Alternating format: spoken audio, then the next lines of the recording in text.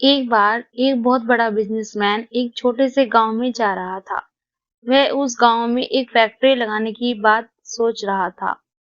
रास्ता तय करते करते वह ऐसी जगह पहुंच जाता है जहां पर उसके सामने एक नदी होती है और नदी के उस पार गांव होता है। अब उसके पास दो रास्ते होते हैं।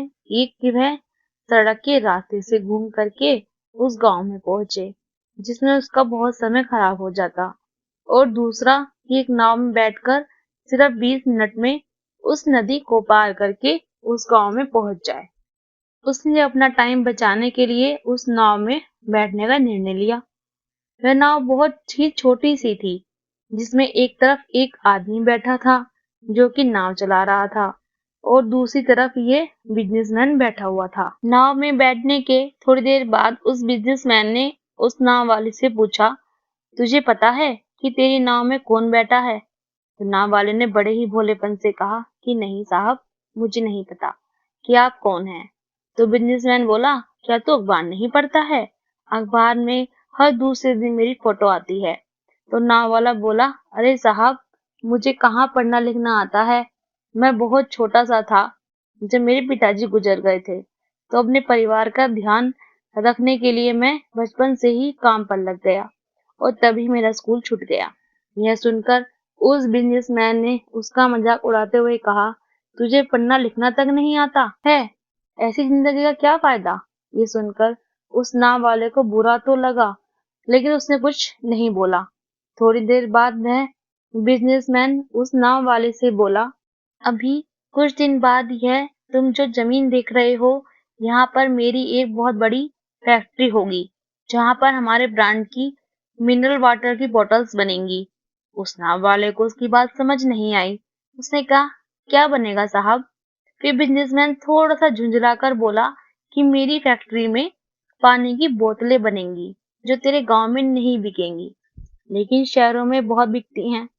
अरे कभी तू शहर गया होगा तो तुमने देखा होगा कि दुकानों पर पानी की बोतलें बिक्री के लिए रखी होती हैं। फिर उस गांव वाले ने बोला, अरे साहब, मुझे कैसे पता होगा, मैं तो कभी इस गांव से बाहर गया ही नहीं।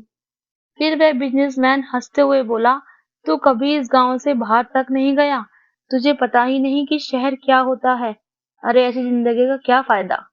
उसकी यह बात सुनकर नाव वाले को सच में लगने लगा कि मेरी जिंदगी शायद किसी काम की नहीं है। सोचने की वजह से उस नाव वाले का ध्यान नाव से हट गया, और तभी नाव की टक्कर एक बड़े से पत्थर से हो गई, जिसकी वजह से नाव में पानी भरने लगा और नाव डूबने लगी।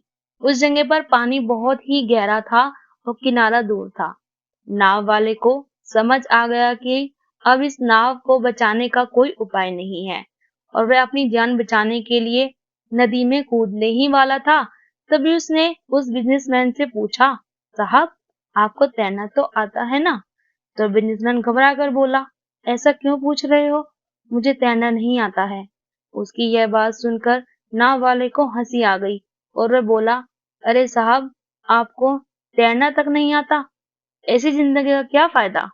यह सुन करके उस बिजनेसमैन को अपनी उस गलती का एहसास हुआ, और वह हाथ जोड़ करके उस नाव वाले से बोला, तुम जो कहोगे मैं तुम्हें दूंगा, बस मेरी जान बचा लो। तो नाव वाला बोला, अरे साहब, आप घबराओ नहीं, मुझे सिर्फ तैरना नहीं आता, बल्कि डूबते हुए लोगों को बचाना भी आता है।